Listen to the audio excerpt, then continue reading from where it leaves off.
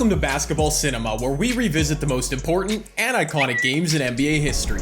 I'm Jay Canada, and today we're looking at Game 6 of the 19 NBA Finals between the LA Lakers and Philadelphia 76ers. The 1980 LA Lakers were led by a still in his prime Kareem Abdul-Jabbar, who won his 6th and final league MVP award and would go on to average 32 and 12 over the course of the Lakers' playoff run. In addition, however, the Lakers had drafted in the summer of 1979 first overall a young point guard by the name of Earvin Magic Johnson. Despite being competitive the season prior, the Lakers had allowed former star Gail Goodrich to sign with the New Orleans Jazz back in 1976, which resulted in LA receiving 2 first-round picks in compensation, including what turned into the first overall pick in 1979. Talk about magic. After dominating at the college level, it would seem that it was a no-brainer for the Lakers to pick Magic, but according to Magic himself, it almost didn't happen. He documented in his book that Jerry West wanted to trade down and have the Lakers instead take Sidney Moncrief, as they already had Norm Nixon and didn't need another point guard. Fortunately for everyone involved, Jerry Buss overruled that decision, as he wanted the flashier name of Magic Johnson selected, as he had just recently purchased the LA Lakers. Always funny how these things happen in NBA history. Magic could have easily been a Bull or Knick or Milwaukee Buck. While as mentioned, Kareem was a steadying force for the Lakers organization, the 1979-80 season brought a wave of change in Hollywood. Jerry Buss had bought the team, Jack McKinney had taken over coaching duties from Jerry West, and Magic Johnson was inserted into the lineup, immediately invoking change. The Lakers with Magic were deemed to be playing a style of Showtime basketball that was both entertaining and wildly successful. Magic himself was exuberant in attitude, but also humble in his approach to the game. And during the seasons, try to learn where every player wants the ball, where he wants it and where he can operate best from. He would be named an All-Star, as well to the All-Rookie team, but finished second in Rookie of the Year voting behind another guy you may have heard of, Larry Bird. Team success was the ultimate story of the 1980 Lakers though, as it had been 7 years since the last championship for the franchise, a stretch that included 2 seasons of missing the playoffs, one of those with Kareem. The Lakers finished 1980 with a 60-22 record, 1 game off the league-leading pace set by the Boston Celtics, but had them alone atop the Western Conference. After cruising past the Suns and Sonics in the West playoffs, LA had taken control with a 3-2 series lead in the finals against Philadelphia, but they were dealt a seemingly fatal blow in Game 5. Kareem was sidelined with a sprained ankle and was set to miss Game 6. Spirits were understandably low for the Lake Show at the prospect of being without their MVP and leader, but not the spirits of rookie Magic Johnson. And I told the guys, look, I'm going to Philly to win. So everybody better jump on board, because we can beat Philly without Kareem. While Magic had shown he had a few tricks up his sleeve, the 76ers were still in a prime spot to force a Game 7, as the Lakers were without the best player on the planet. And Philly was no slouch in 1980, led by Dr. J. Julius Erving, who was still elite, averaging 27 a game during the season, 23-year-old Daryl Dawkins, who was just coming into his own, as well as strong supporting cast including Mo Cheeks, Lionel Hollins, Bobby Jones, and Caldwell Jones. The Sixers finished 59-23 in the regular season, just behind the Celtics in the East, but took out the Celtics in 5 games in the conference finals to advance through to the big show. Without Kareem with their rookie point guard suddenly starting at center, would the Lakers be able to close out the 76ers? Or would the doctor diagnose LA with a bad case of the L's? Let's find out together. During the pregame festivities, we got confirmation from the Magic Man himself that he would be running at the 4 and 5 during the game. Yeah, I will be changing from center to forward. On certain plays, depending what play we call, I will be playing some center and forward. It's actually crazy that Magic had such youthful optimism back in 1980 and basically still acts the same way today. Unsurprisingly, Magic lost the jump ball to Caldwell Jones, but he did make an impact immediately, forcing another jump ball after tying up Daryl Dawkins in the paint. With Magic posting up on the left block, Jamal Wilkes got the scoring underway with a jumper from the right elbow. Wilkes out the gates quickly, grabbing a steal on the defensive end before finishing on the break, courtesy a nice feed from true point guard Norm Nixon. The Lakers were feasting to begin this game. Another nice play by Wilkes to find 6'11" Jim Chones, who finished inside, plus the foul. Quick 7-0 start for the Lakers. Philly finally checked into the game, as Daryl Dawkins swatted Michael Cooper, leading to a fast break finish for second-year Mo Cheeks. First stat on the board for our man Magic, as he dumped into Michael Cooper for the assist, nice turnaround J by Coop. Shortly thereafter, center Magic tenaciously grabbed a defensive board, navigated his way up the court in transition because, well, he's actually a point guard, and he eventually converted on a pull-up mid-range jumper. A matching free throw line J on the other end for Dr. J, his first points of the game. How about some trickery from the Doc though? Carving his way to the rim, a double clutch reverse?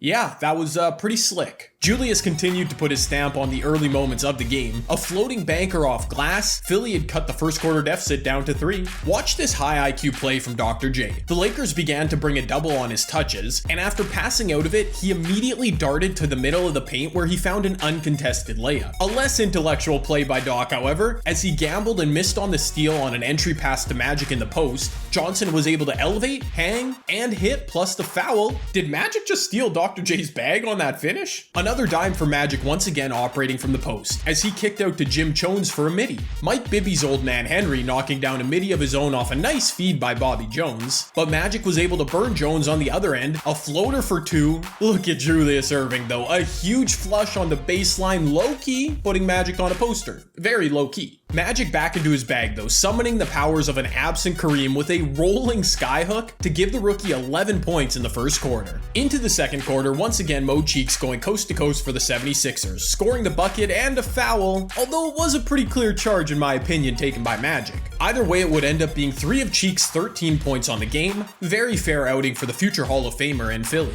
I mentioned in the intro that the Lakers had a new head coach for this season in Jack McKinney. While that is true, McKinney actually suffered a serious bicycle accident just 13 games into the season, leaving assistant coach Paul Westhead to take over. Westhead proved capable and has become a bit of a basketball icon for his run and gun style of play, perfected during his time coaching Loyola Marymount University. One crazy story involving Westhead though came as a result of kicking former All-Star Spencer Haywood off the team during the NBA Finals. Haywood had a serious issue with cocaine at the time and, well... He decides when he is kicked off the team during the Finals against Philly that he will have Paul Westhead killed.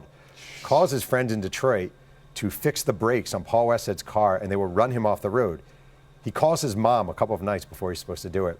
And his mom goes, they talk every day, says, something's not right in your voice. Whatever you're about to do, don't do it. Wow. Westhead and Haywood eventually reconciled, and Haywood has been clean for 30 years. But man, the 1980s continue to amaze me with the sheer craziness that was on display. Someone call Fleetwood Mac, because Stevie Nicks was on the loose hitting deep jumpers for the 76ers in the NBA Finals. Wait a minute, what's that? Oh, the guy's name is Steve Mix. Oh yeah, okay, my bad. Mix gave the 76ers their first lead of the game, but that was quickly erased as Magic Johnson grabbed a man's rebound inside, finishing again plus the foul. Oh, and by the way, Magic went 14 for 14 from the free throw line this game, so whenever I mention him getting fouled, just know it's an automatic make. With Magic on the bench getting his lone respite of the game, Dr. J finishing again at the rim after great offensive execution by Philly. Down 4, the Lakers were running and gunning even without their star, as Norm Nixon found Jim Chones for a flush in transition. Obviously, the three-point line wasn't much of a factor at this point in the NBA's lifespan. In fact, teams attempted just 2 per game in the regular season, but Dr. J was showing his versatility in scoring the rock, with another perimeter jumper. Speaking of perimeter jumpers, it was Steve Mix again with a jumper, then had finished near the rim to give the 76ers a 6-point lead. Mix would finish this game with 18 points, a true landslide of offense. Meanwhile, Dr. J was really taking over. A fantastic block from behind on Magic. Then on the other end, he cleaned up the miss with a tap up and in.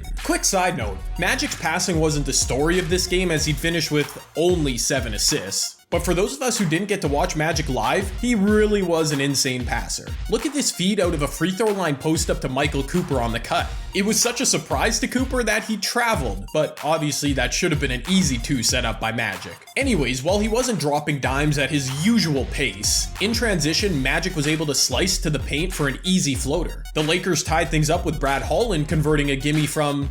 Well, yeah, okay, Magic did get a few assists, alright? Daryl Dawkins had a fairly reserved game, but 2 of his 14 coming on an and 1 finish right there. Then Dr. Dunk doing what he did best with a massive cram. But before the halftime buzzer, Magic was able to work on Dr. J and tie the game at 60 from the free throw line. As we entered the second half, the table was set for a fun finish after a battle in the first. Magic had 22 points, Dr. J had 16. Magic quickly added to his tally with a pull-up along the baseline to get the scoring started. Here's a sexy dime from Magic, as the 76ers were entranced by his trickery and left Michael Cooper wide open under the rim. Magic continued the Lakers' flood, picking off a lazy pass and burning up court in transition, setting the table for wingman Jamal Wilkes. It became an 8-0 run for the Lake Show after a Michael Cooper midi, and ballooned to 10-0 after Wilkes finished on an easy putback. Magic made it a 12-0 run after yet another smooth mid-range J, and Philly was finally sent to a timeout after Magic set up Jamal Wilkes underneath 14 consecutive Laker points. You've heard me mention Jamal Wilkes a ton already in this video, and you'll hear it a bunch more.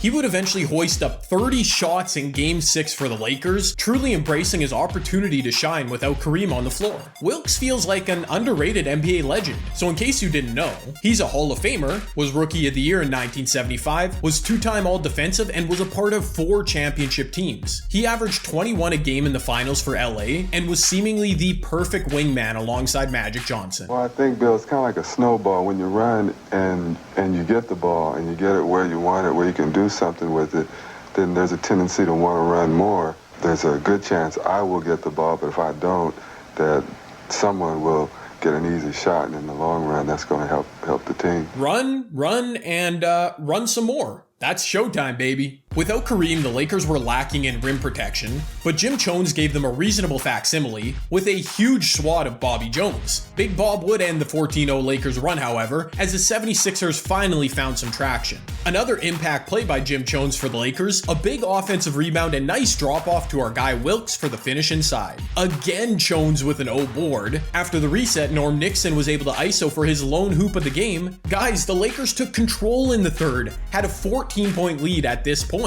Watching Magic this game was fascinating. As I've showed you, he had spurts during the game where it looked as though he was the older cousin playing against all the younger cousins at a family reunion. For big stretches though, his contributions were mainly on the glass and defensive work against the 76er bigs. I'm not criticizing, by the way. His versatility and impact was mind-boggling. Hard for me to be critical of a guy after he knocked through another jumper to give him 28 points towards the end of the third quarter. Wilkes was matching Magic beat for beat, a perimeter jumper of his own to give him 28 points of his own. After Philly had cut the lead down to 9, Magic Johnson, y'all. Here comes the 20-year-old rookie down the middle. Dawkins went to him and scored and sent him to the line. Another spell cast by the rookie. Give him 31 points through 3 quarters. The Lakers led by 10 heading into the fourth. Pressure was obviously on Philly to make a push in the final frame. Future Grizzlies head coach Lionel Hollins with a silky left-handed jumper to cut the lead down to 8. The Spectrum in Philly had come alive in support of their team and erupted when Dr. J flushed all over Jim Chones to come within 6. Bobby Jones on the other end then with a massive rejection.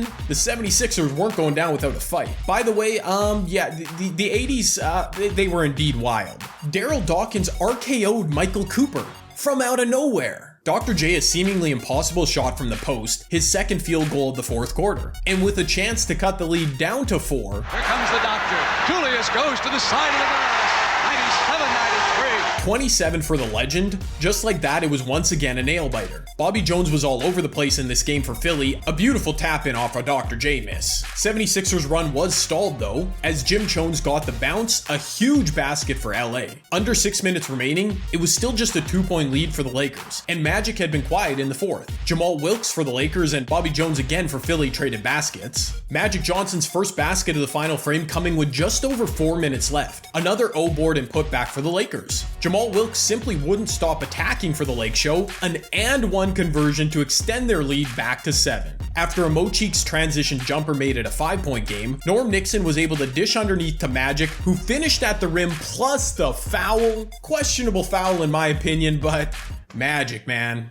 Down to brass tacks for Philadelphia, but Daryl Dawkins was off and Magic secured one of his 15 rebounds on the game. After killing some clock, Magic decided to kill Bobby Jones. Whip it inside to Magic. 38 points. Not literally. Spencer Haywood, but a legitimate poster in the clutch by the Lakers rookie point guard slash center slash small forward slash magician. That dunk would end up being the final nail in the coffin for the 76ers. After Jamal Wilkes converted a midi and a dunk in garbage time, Johnson would pour in a couple more free throws to ultimately finish with 42 points. Without Kareem Abdul-Jabbar, the LA Lakers ran their rookie point guard at center in the deciding game of an NBA Finals, and somehow they got away with it. The LA Lakers winning the 1980 NBA championship was truly a display of magic. Game 6 of the 1980 NBA Finals is a singular game that played out so memorably that it has been etched into the tapestry of basketball fans' minds forever. I would bet 97% of fans who were born well after the game was played have some knowledge of the game, simply because of the legend it created in Magic Johnson. By the way, I would hope the 3% of people who were unaware of this game were watching this video. Magic Johnson was immediately viewed as a unicorn upon entering the NBA, but that was only enhanced after this game, as he showed if he wanted to, yeah, he could also play center, because he was that special. In addition, we've seen a number of other all-time greats have flat-out special performances early in their career that would be used as defining moments in discussions of their greatness. For example, 22-year-old Michael Jordan dropping 63 on the Celtics in the playoffs in 1986, or 22-year-old LeBron James putting 48 up on the Pistons in 2007. But Magic's 42-15 as a 20-year-old rookie came not only in the NBA Finals, but to clinch the NBA Finals. That's just something we've never seen before from any other NBA great. The championship win in 1980 would set off a decade of absolute greatness for the Lakers, a decade that I'm sure we'll return to once again for the Lakers here on the channel. They would win 5 of the 10 titles handed out in the 1980s, and would compete in 8 of the 10 NBA Finals series in the decade, just utter dominance by the purple and gold. In addition, Magic Johnson would personally go on to win 3 MVP awards and 2 more Finals MVP awards in his career, giving him one of the cleanest resumes of any player in NBA history, despite his career ultimately being cut short. Meanwhile, for the 76ers, this was merely a bump in the road on their path to becoming the ultimate third-wheel franchise of the 1980s. While the Lakers and Celtics rightfully get most of the shine from the decade, Philly made the finals 3 times themselves, eventually winning the title in 1983, getting their revenge against the Lakers. Dr. J averaged a career high in points in 1980, and followed that season up by winning league MVP in 1981 at the age of 30.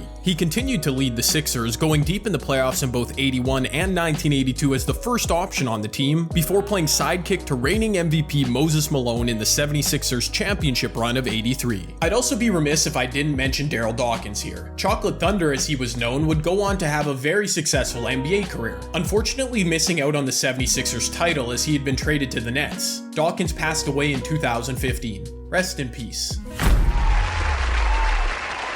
For each game covered on Basketball Cinema, I'll be giving out 3 awards, beginning with the Clint Hawkeye Barton Award for Most Underrated Performer. I don't care. Which goes to Jim Chones. Obviously for the Lakers, Magic Johnson and Jamal Wilkes held down the bulk of the offensive responsibility, combining to score 79 points. But Jones had 11 of his own to go along with 10 rebounds, 3 steals, and 2 blocks. And while Magic gets the publicity for his work at center in this game, without Kareem, the Lakers needed a big contribution from Chones inside, and they got it. The Rick Dalton Award for Most Recognizable Moment goes to this layup finish by Dr. J. Julius starts in on Wilkes.